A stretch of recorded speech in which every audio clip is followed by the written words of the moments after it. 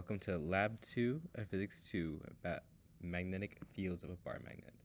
So here's the table of contents. The goals of this lab are to investigate the distance dependence of the magnetic field on a small bar magnet, measure the magnetic field of the magnet on axis and off axis using the Biot-Savart law, and simulate those fields in Webby Python and compare those results.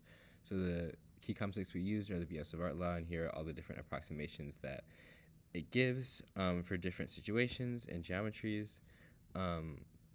Here's a depiction of magnetic dipoles, like generally for bar magnets and in general all magnets, because they all have this pole. As you can see, the magnetic field is coming out of the north and going into the south. So the procedure for this lab was first to obtain a bar magnet, a magnetometer, a meter stick, and a tape, and orient the phone so that the magnetometer app has an x component equal to 0. Then we measure the distance between the magnet and the magnetometer to ensure the magnetometer is on axis, and then, of course, making sure that it's calibrated.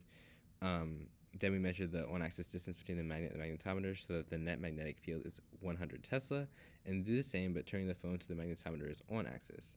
You repeat these twice more at different distances and measure the magnetic field.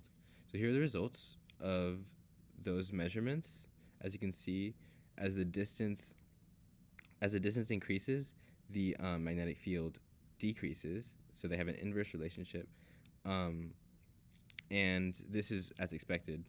And it's also important to note this is the log of both of these, and so the inverse relationship is not linear as it might appear on the graph. But if it were linearized, then this would be the slope.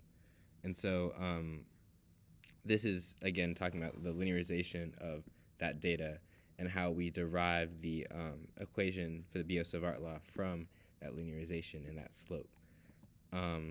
Okay, so as expected, the magnetometer, as it gets farther away, then the reading of the magnetic field goes down, and it goes up as you get closer. So now it's time to talk about the computational model. So we model the data first by defining all the equations and variables, and then here's the code that I use to calculate the arrows in both magnitude, position, and direction, and of course like color and stuff. So yeah, here's the results. As you can see, the perpendicular axis forces are going parallel to magnetic field, and the off axis are going anti-parallel. So yeah, so the results are, as expected, the distance between the magnetic field and the magnetometer is inversely related to the strength of the magnetic field. And then I have an example right here. The magnetic dipole moment was found to be 1.4875 angstroms meters squared by the model, whereas the experimental magnetic field was very different. It was 7.453 angstroms times meter squared, and this error potentially could be due to the nearby electronics interfering by creating their own magnetic fields, the surface they were measured on not being level, component interference with the inside the phone, and as well as like errors with like the ruler measuring the distances.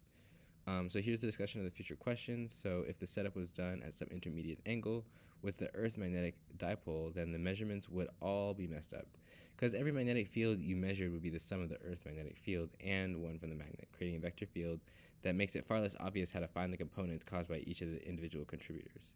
If there were two different magnets stuck together, then the results of the experiment would largely be the same. The magnitudes of the magnetic field vectors would just add up